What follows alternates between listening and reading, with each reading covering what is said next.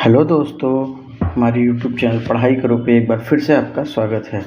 दोस्तों, हम इस सेशन में प्रीवियस ईयर क्वेश्चन सीरीज़ लगा रहे हैं, तो अपने इस सीरीज़ को आगे बढ़ाते हैं। दोस्तों, सेशन स्टार्ट करने से पहले आप सबसे एक रिक्वेस्ट है कि हमारे चैनल को लाइक सब्सक्राइब जरूर करें। ठीक है दोस्तों, तो आइए हम लोग अपना क्लास शुरू करते हैं। तो क्वेश्चन है, which of the following is a cold current. इनमें से कौन सा कोल्ड करंट है। तो कोल्ड करंट क्या है और हॉट करंट क्या है, पहले हम लोग ये देखते हैं। आइए देखते हैं। तो warm current and cold current. तो कोल्ड करंट क्या होता है, जो कि पोलर से इक्वेटर की तरफ जो हवा बहती है उसको हम लोग कोल्ड करंट बोलते हैं, और जो इक्वेटर से पोल्स की तरफ बढ़ती हैं उसको हम लोग हॉट करंट या वार्म करंट बोलते हैं। ठीक, इसका मेन पर्पस क्या होता है, ये दोनों करंट्स का मेन पर्पस ये होता है कि हमारे टेम्परेचर को, एटमॉस्फेयर के टेम्परेचर को बैलेंस करना ही इसका मेन काम होता है। रेड वाला वार्म करंट है, रेड वाला वार्म करंट है और ब्लू वाला कोल्ड करंट है। ठीक है, अब देखते हैं कहाँ कहाँ बहती है। तो जैसे मैंने बताया कि ब्लू वाले कोल्ड करंट है और रेड वाले वार्म या हॉट करंट है। तो जैसे देख सकते हैं, हम बोल्ट हो गया पेरू में, पेरुवियन आइलैंड्स पे बहते हैं। नॉर्थ पैसिफिक हो गया, ये हॉट करंट्स हैं। मैप में देखते हैं तो हमबोल्ट हो गया, हमबोल्ट पेरुवियन आइलैंड्स के तो उधर बहता है, तो ये कोल्ड करंट है। नॉर्थ पैसिफिक ड्रिफ्ट है, हॉट करंट है। लेब्राडोर में नॉर्थ अटलांटिक ड्रिफ्ट है, ये हॉट करंट है। कुरोशिवा ये भी हॉट करंट है, ये चाइना सी में बहती है। अगर बात करें इंडियन ओशन में तो देखिए मोजाम्बिक है, ठीक है, वेस्ट ऑस्ट्रेलियन है, ये सब कोल्ड करंट्स हैं। ठीक, अब आइए बात करते हैं, हम अपने क्वेश्चन पे आते हैं। तो हमारा क्वेश्चन क्या था, हमारा क्वेश्चन था कि इनमें से कौन सा कोल्ड करंट है। तो इनमें से कोल्ड करंट है हमारा हमबोल्ट करंट। हमबोल्ट करंट जो है वो कोल्ड करंट है। आपने देखा कि साउथ अमेरिका में पेरुवियन आइलैंड के आसपास में ये करंट बहता है। ठीक है दोस्तों, तो आइए देखते हैं हम लोग next question. Which of the following is a warm current. इनमें से कौन सा वार्म करंट है। ठीक, तो अभी जैसा कि हमने देखा हमबोल्ट और पेरुवियन करंट, ये दोनों तो हमारे कोल्ड करंट है। तो अब वेनेजुला करंट कहाँ पे है, तो आइए देखते हैं इसमें वेनेजुला करंट कहाँ पे है। तो वेनेजुला बेसिकली जहाँ पे ये इस जगह पे वेनेजुला है, और यहाँ पे अगर आप ध्यान देंगे तो ये कोल्ड करंट है। तो क्वेश्चन के हिसाब से अगर देखेंगे तो वार्म करंट कौन सा हुआ, तो गल्फ स्ट्रीम जो हुई वो वार्म करंट हुई।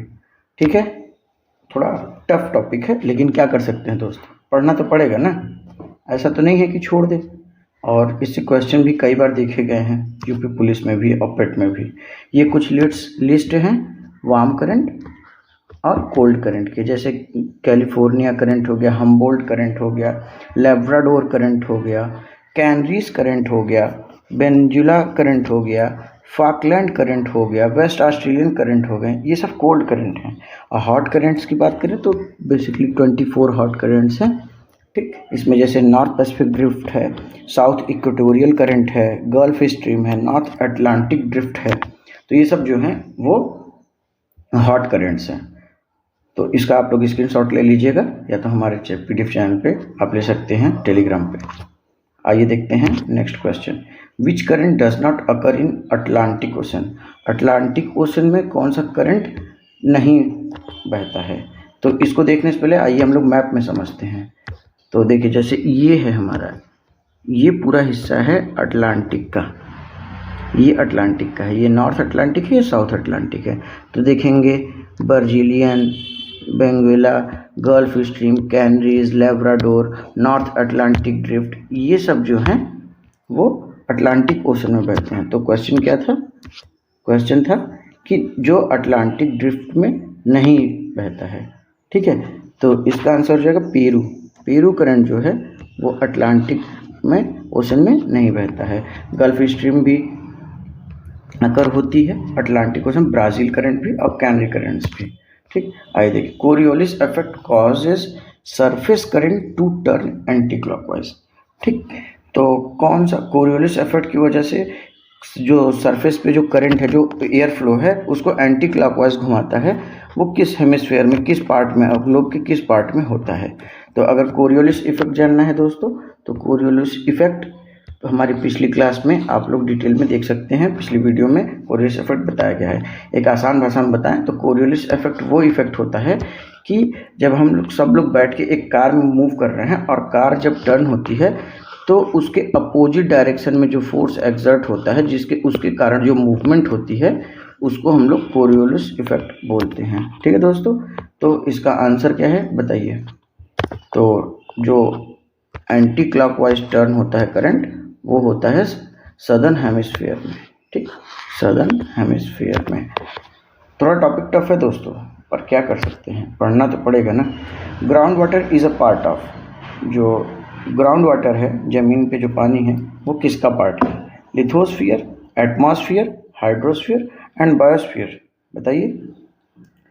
तो पहले हम लोग देखते हैं कि लिथोस्फीयर क्या होता है। कि लैंड एरिया, जहाँ पे लोग रहते हैं, जानवर्स, आदमी, पेड़ पौधे, सब कुछ एक साथ जहाँ पे होता है, वो लैंड एरिया को बोलते हैं। ठीक। एटमॉस्फेयर, जहाँ पे एयर एग्जिस्ट करती है। ठीक। और हाइड्रोस्फीयर, जो कि वाटर बॉडीज़ के लिए है, वाटर बॉडीज़ के लिए। ठीक। और ये तीनों मिलके बायोस्फीयर बनाते हैं, पूरी अर्थ को रहने लायक बनाते हैं, बायोस्फीयर। ठीक है दोस्तों।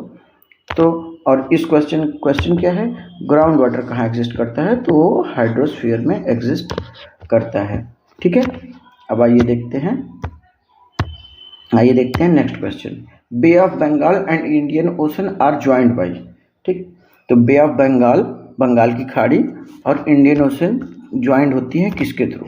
तो डेवर्स स्ट्रेट, सुंड्रा स्ट्रेट, बीइंग स्ट्रेट या पाक स्ट्रेट। तो इसको देखने से पहले मैप में समझाते हैं। देखिए, ये है मैप, ये है बे ऑफ बंगाल और ये है इंडियन ओशन।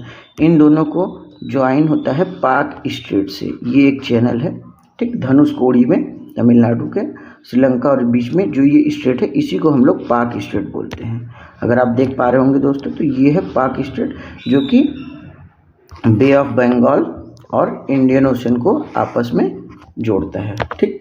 तो इस क्वेश्चन का आंसर क्या हो जाएगा? इसका हो जाएगा पाक स्ट्रेट। ठीक। पाक स्ट्रेट जो है वो बे ऑफ बंगाल और इंडियन ओशन को जोड़ता है। ठीक है दोस्तों, आइए देखते हैं नेक्स्ट क्वेश्चन।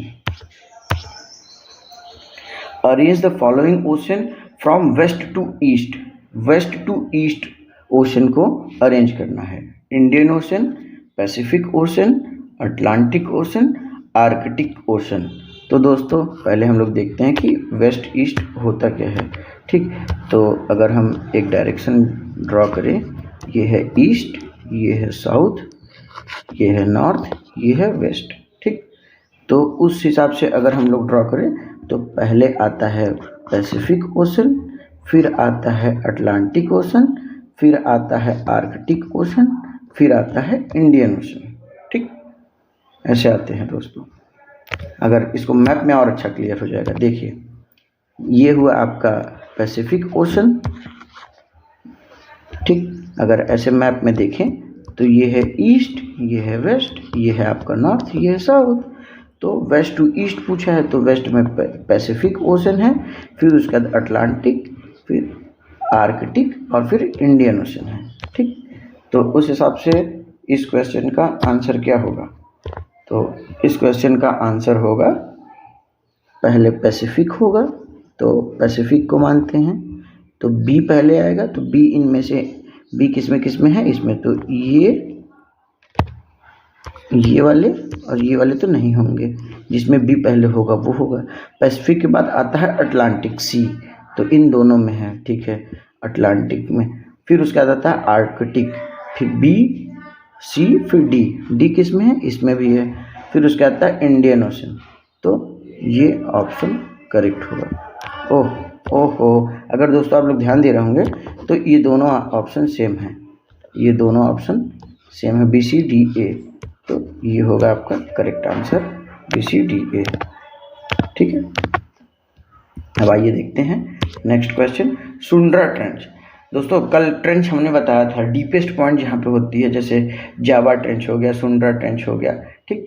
तो ये सब कल मैंने पिछले वीडियो में एकदम डिटेल में ट्रेंच को बताया है, प्रीवियस क्वेश्चन के साथ topic on the spot clear session में, ठीक। तो आइए अब हम लोग देखते हैं कि सुंड्रा ट्रेंच किसका पार्ट है, ठीक। तो सुंड्रा ट्रेंच जो है वो इंडियन ओशन का पार्ट है दोस्तों। सुंड्रा ट्रेंच इंडियन ओशन का पार्ट है, इंडोनेशिया के आसपास में है, इंडोनेशिया में, ठीक, इंडियन ओशन के आसपास में है। और कल एक क्वेश्चन था, आज भी पूछते हैं, कमेंट में जरूर बताइएगा कि अफ्रीकन कॉन्टिनेंट और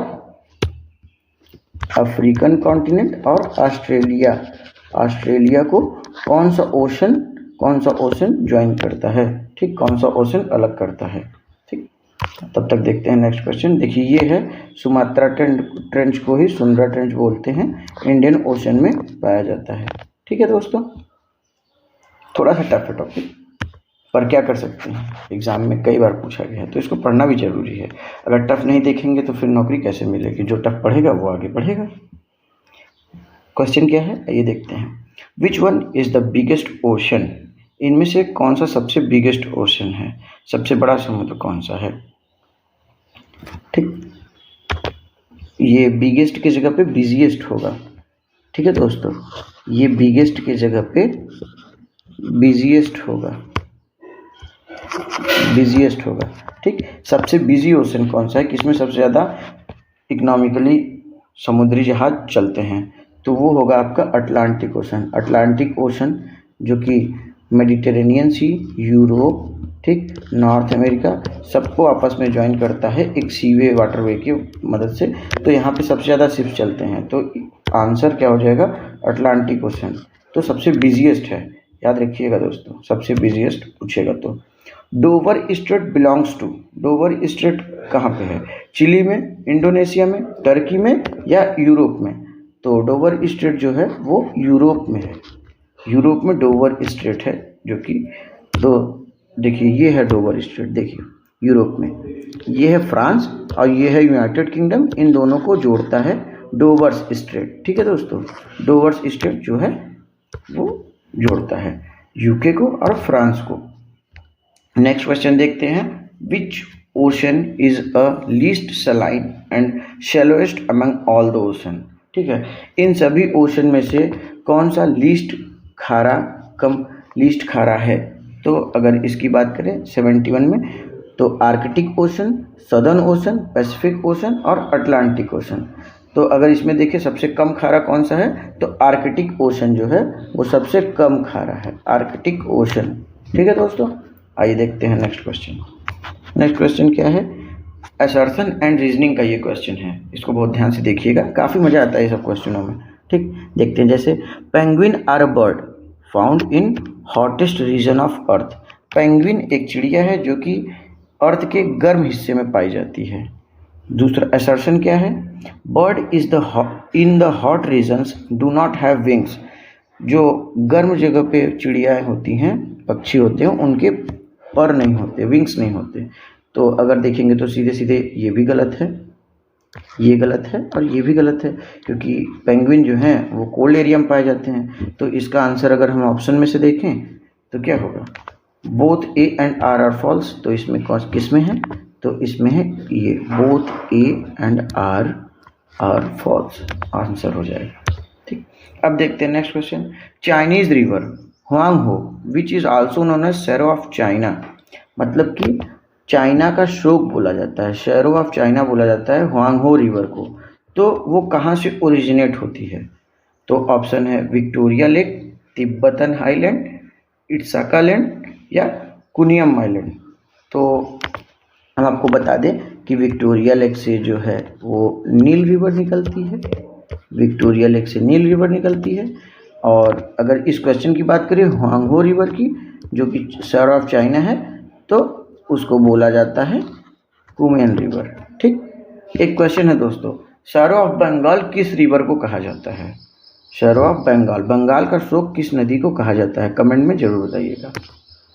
नील रिवर फ्लो इन, ठीक है। तो नील रिवर कहाँ फ्लो करती है? अफ्रीका कॉन्टिनेंट में, ऑस्ट्रेलिया कॉन्टिनेंट में, साउथ अमेरिका में या एशिया में? तो नील रिवर जैसा पीछे मैंने बताया कि विक्टोरिया लेक से निकलती है। ये दो रिवर के मिल के बनती है, एक ब्लू नील और एक वाइट, दोनों मिलते हुए जाते मेडिटेरेनियन सी में मिल जाते हैं। और ये अफ्रीकन कंटिनेंट, अफ्रीका के कंटिनेंट में फ्लो करता है। ठीक है दोस्तों, ये है नील रिवर, देखिए मेडिटेरेनियन सी में मिल गया है। ठीक, और अगर बात करें मैप में तो देखेंगे यहीं पे स्विस कैनाल है, ये है स्विस कैनाल जो कि मेडिटेरेनियन सी और अरब के पर्शियन गल्फ को आपस में जोड़ता है। ठीक, अब बात करते हैं as depth increases wave energy. देखिए वेव एनर्जी होती क्या है? पहले वेव एनर्जी जो वाटर के फ्लो के समय में जो वेव्स अपर लेयर में बनते हैं लेयर बाय लेयर, उसी एनर्जी को हम लोग वेव एनर्जी बोलते हैं। क्या एनर्जी बोलते हैं? Wave energy. तो वेव एनर्जी अगर देखेंगे तो सरफेस पे ही ज़्यादा होगी, जैसे जैसे नीचे जाते हैं पानी शांत होने लगता है, डेप्थ बढ़ती लगती है।